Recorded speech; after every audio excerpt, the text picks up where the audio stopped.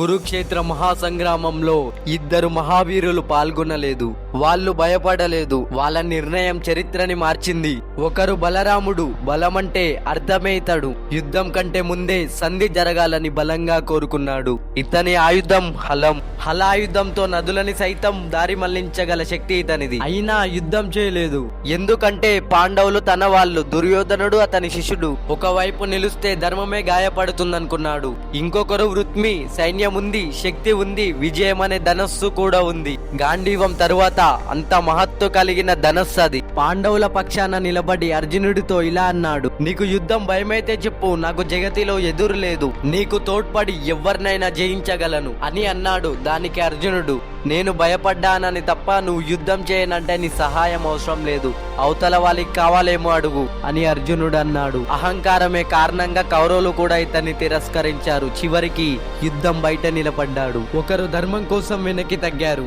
మరొకరు అహంకారం వల్ల ఆగిపోయారు. మహాభారతం చెప్పుతున్న నిజం ఒకటే, బలం కాదు ధర్మమే గెలుస్తుంది. ఇలాంటి మరిన్ని వీడియోస్ కోసం మన ఛానల్ ని సబ్స్క్రైబ్ చేయండి.